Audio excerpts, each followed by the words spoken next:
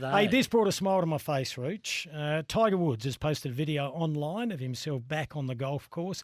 Former world number one posted footage of him hitting a ball, saying making progress. Saw him hit a few, actually. Obviously not moving like the athlete that he was, but this is remarkable given the damage that he incurred from that accident to his body. Woods has not made a public comment about injuries from his February 23 car accident in Los Angeles since May. Exactly, yeah. And he didn't have a lot to offer on Twitter either, but just good to see him hitting a ball. And there are so many golfers, hack golfers around the world, we would just love to be able to hit it as well as he is at the moment, basically on one leg.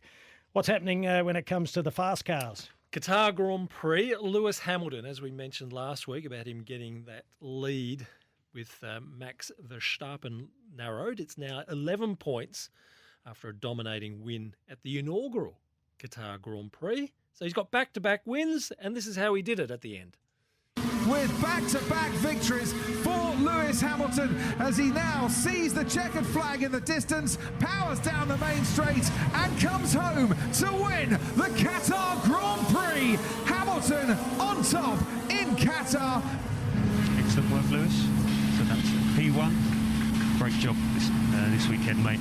Absolutely stellar. New track, you dominated. Fantastic job, guys. Fantastic. Let's keep pushing, man. We can do this. Lewis, great. And now let's go to Saudi Arabia. Sounds like they're in space, Reach. So before those two wins, it was 19 points, the gap to the top. Now it is just 8. He's made up 11 points very well. Hamilton. Beautifully done in the past 7 days. We spoke about Man United a little bit earlier. You guys were predicting that they'd sacked their manager 3-4 weeks ago. Yes, Ole Gunnar Solskjaer is gone. 4-1 loss to Watford. Now it puts Michael Carrick into the interim role. So as I said to you earlier, Alex Ferguson had 86 to 2013, won everything that you could win for Man U, made them into a global giant. Since then, 4 managers, 2 caretakers, and who is going to be the man to fill in that role now? Fair few. Well, the interim coach is Michael Garrick. No, but who's going to actually put up their hand? Zinedine Zidane is pretty well walking away from it. Plum job, Rooch. Let's have a look, listen to the sack coach. As I've said to them this morning as well, trust yourself. We're better than this. We've not been able to show it, but go out, chest out, enjoy being a Man United player. Champions League, the biggest stage. If and when you win the game, you're through to the next round. Michael's going to be in charge. I've got the utmost respect. I love Michael to bits. I'm emotional now because he's top, and that's they'll be fine. I'll watch them and support them. I mean, you're always going to be welcome at Old Trafford. You know that. Well, I hope so. I hope so anyway. Well, it's been brilliant dealing with you. Thank you so much. Thank you very much. See you soon. Will he always be welcome, Rooch? Yeah, he will. He will? He's one of the greats. Henry Winter, who's one of the big writers in the English newspapers, pretty well said it as it is at the weekend, noting that Ollie was the man that Man United needed to sort out their issues inside the change rooms. He was the man to put the glue back into this club. Then they sack him. Tactically, he just wasn't right.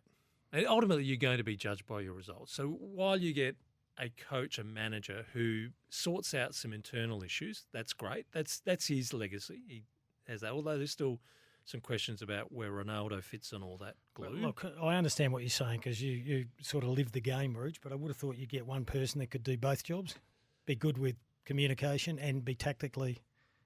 They've had some interesting men in that sort of role. If Jose Mourinho couldn't live under the shadow of what was Sir Alex Ferguson, it's going to be a demanding job, Kim. The expectation's so high. Let's look at Premier League results, Rooch. What else happened? Well, Simon Hill's Man City defeated Everton 3-0. Spurs, who sacked their coach a few weeks ago, they've had a come from behind win against Leeds United 2-1. Liverpool cruised 4-0 against Arsenal. That won't go down well with some of our friends in Adelaide. I dare not mention this. West Ham 1-0 down to Wolverhampton. A great run.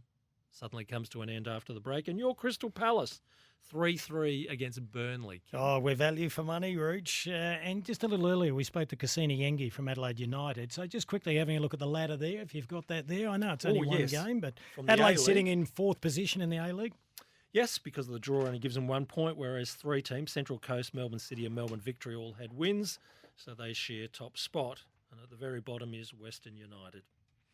So there you are, 12 teams in the A-League. Simon Hill wants more, wants a longer season. That's a debate in itself. And what about our good friends at the Adelaide 36ers? Great comeback win at the weekend against They were Tasmania. 21 points down in the first quarter. So they're 3 from 3 in the Blitz. Their pre-season's enormous. 182-80 against Tasmania. So should have the same setup as last year. That would have been 3 victories going to the premiership ladder.